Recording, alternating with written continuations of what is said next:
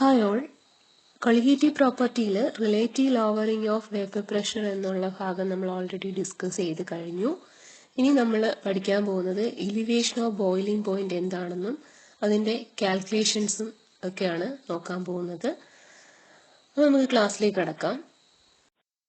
അതായത് elevation of boiling point പഠിക്കുന്നതിന് മുന്നേ നമുക്ക് ബോയിലിംഗ് പോയിന്റ് എന്താണെന്ന് നോക്കാം. എല്ലാവർക്കും അറിയാം ബോയിലിംഗ് പോയിന്റ് എന്താണ്. അതായത് ഒരു ലിക്വിഡ് വേപ്പറൈസ് ചെയ്യാൻ എടുക്കുന്ന ആ ഒരു പോയിന്റ് അല്ലേ, ടെമ്പറേച്ചർ, പർട്ടിക്കുലർ ടെമ്പറേച്ചറിൽ ലിക്വിഡ് വേപ്പറൈസ് ചെയ്യുന്നത്. ശരിക്കും അതാണോ? അപ്പോൾ നമ്മളൊരു കണ്ടെയ്നറിൽ ഇവിടെ കുറച്ച് ലിക്വിഡ് എടുത്തിരിക്കുന്നു. അപ്പം അതിൻ്റെ എബോ പാർട്ടിൽ നിന്ന് കുറച്ച് വേപ്പറൈസ് ചെയ്യുന്നതായിട്ട് കാണുന്നുണ്ട്. അപ്പം അവിടെ എക്സേർട്ട് ചെയ്യുന്ന വേപ്പർ പ്രഷറും അതിന് സറൗണ്ടിങ്ങിനായിട്ടുള്ള അറ്റ്മോസ്ഫിയറിക് പ്രഷറും തമ്മിൽ ഈക്വൽ ആകുന്ന ആ ഒരു പർട്ടിക്കുലർ പോയിന്റിനെയാണ് എന്തെന്ന് പറയുന്നത്, ബോയിലിംഗ് പോയിന്റ്. അതായത് point at which the atmospheric pressure is equal to vapour pressure. That point is called boiling point. Elevation of boiling point.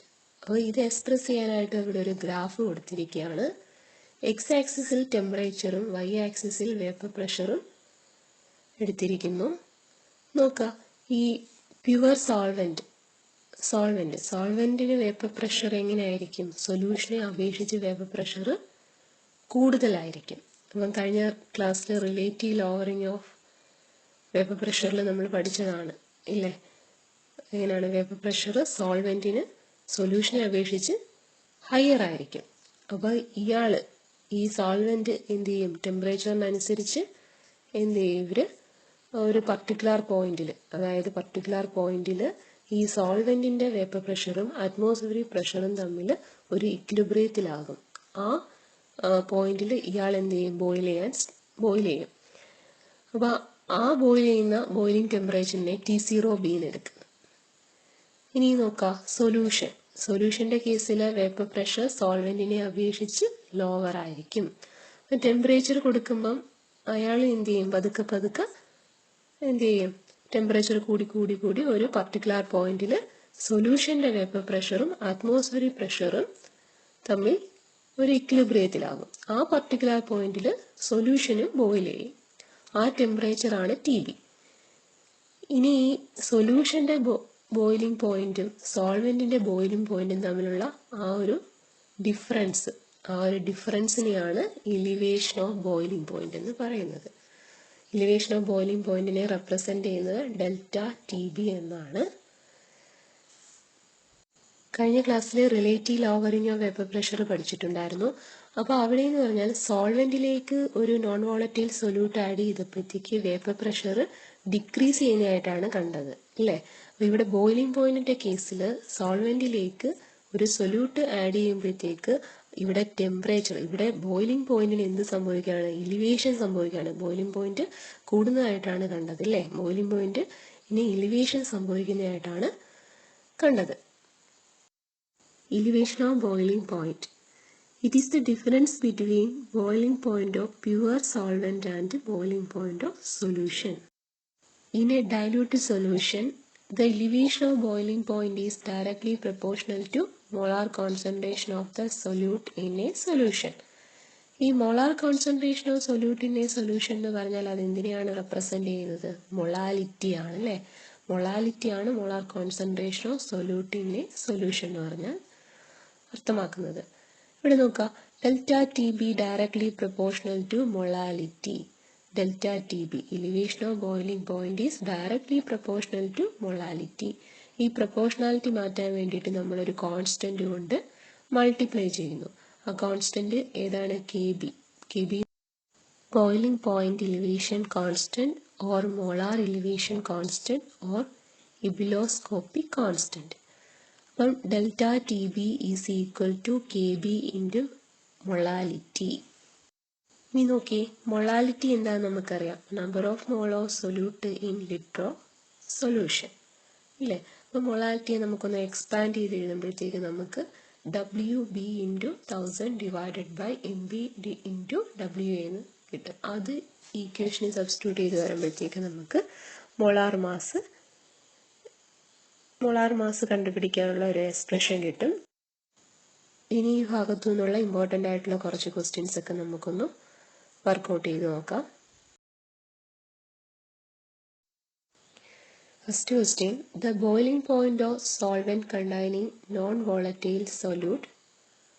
Option A is elevate, option B is decreased, option C does not change, option D none of the above. ഇത് പഠിച്ചതാണ്. Correct answer ഏതാണ്? Option A ആണല്ലേ, is elevated. അതായത് ഒരു സോൾവെന്റിലേക്ക് non volatile solute add ചെയ്യുന്നു. Solute add ചെയ്യുമ്പോൾ boiling പോയിന്റിന് എന്ത് സംഭവിക്കും? അവിടെ ഡിക്രീസ് ചെയ്യുകയാണോ? അല്ല, അവിടെ എലിവേറ്റ് ചെയ്യുകയാണ് അല്ലേ. Next question, a pressure cooker reduces the cooking time because. Option A high pressure tenderises the food, option B heat is evenly distributed, option C boiling point of water inside the cooker is depressed, option B boiling point of water inside the cooker is elevated. Correct answer ഏതാണ്? Option D boiling point of water inside the cooker is elevated. This is because the external pressure will increases the boiling point of water inside the cooker.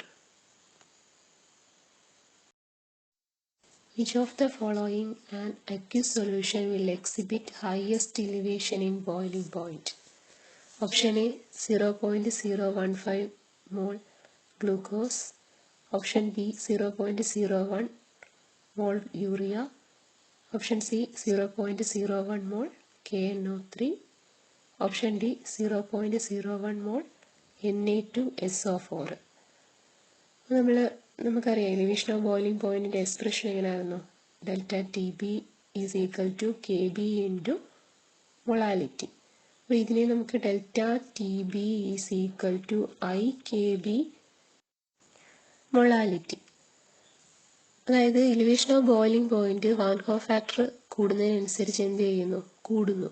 ഇവിടെ van Hoff factor ഏറ്റവും കൂടുതലുള്ള ആർക്കാണെന്ന് ചോദിച്ചാൽ Na2SO4 ഈ തന്നിരിക്കുന്ന വില Na2SO4 അപ്പോൾ അതായത് Na2SO4 dissociate ചെയ്താൽ 2Na പ്ലസും SO4 2 മൈനസും കിട്ടും. അപ്പം ടോട്ടലി എത്ര അയോൺസ് കിട്ടുന്നുണ്ട്?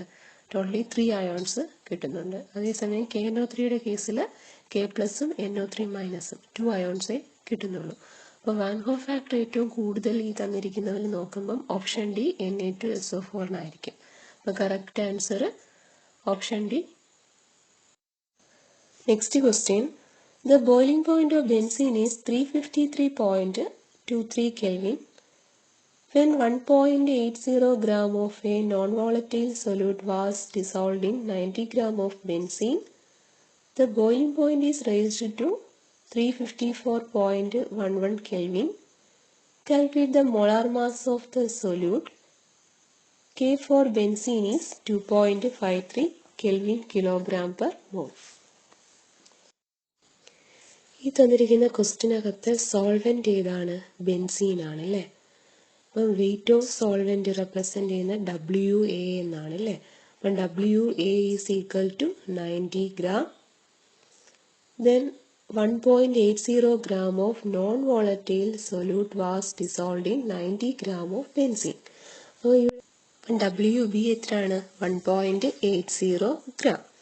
ഇനി ക്വസ്റ്റ്യനിൽ ഇബ്ലോസ്കോപ്പിക് കോൺസ്റ്റന്റ് തന്നിട്ടുണ്ട് KB is equal to 2.53 Kelvin kilogram per mole. Pure സോൾവെന്റിന്റെയും അതുപോലെ തന്നെ സൊല്യൂഷന്റെയും ബോയിലിംഗ് പോയിന്റ് തന്നിട്ടുണ്ട്. ഇതിൽ നിന്ന് നമുക്ക് എലിവേഷൻ ഓഫ് ബോയിലിംഗ് പോയിന്റ് കണ്ടെത്താം. അതിനായിട്ട് ഇവരുടെ ഡിഫറൻസ് എടുക്കുക. ഡിഫറൻസ് എടുക്കുമ്പോഴത്തേക്ക് ഡെൽറ്റ ടി ബി എന്ത് കിട്ടും? 0.88 Kelvin കിട്ടും. ഇനി ഈ വാല്യൂ എല്ലാം കൂടെ നമുക്ക് MB, അതായത് എലിവേഷൻ ഓഫ് ബോയിലിംഗ് പോയിന്റും മോളാർ മാസുമായിട്ടുള്ള കണക്ട് ചെയ്യുന്ന ഒരു ഇക്വേഷൻ നമ്മൾ പഠിച്ചല്ലോ. അതിൽ നിന്ന് മോളാർ മാസ് കാണാനായിട്ട് MB is equal to KB into WB into 1000 divided by delta T B into WA. ഇതിലേക്ക് നമ്മൾ വാല്യൂ എല്ലാം സബ്സ്റ്റിറ്റ്യൂട്ട് ചെയ്യുമ്പോഴത്തേക്ക് നമുക്ക് ആൻസർ എന്ത് കിട്ടും? 58 gram per mole കിട്ടും. അപ്പോൾ ഇത്രയാണ് ഈ വീഡിയോയിൽ ഉൾപ്പെടുത്തിയിരിക്കുന്നത്. അപ്പോൾ ഇത് നിങ്ങൾക്ക് ഉപകാരപ്പെട്ടിട്ടുണ്ടെങ്കിൽ ഒന്ന് ലൈക്ക് ചെയ്യുക, അല്ലെങ്കിൽ സബ്സ്ക്രൈബ് ചെയ്യാത്തവരുണ്ടെങ്കിൽ ഒന്ന് സബ്സ്ക്രൈബ് ചെയ്യുക. ഇതിൻ്റെ ബാക്കി ഭാഗമായിട്ട് ഇനി കാണാം.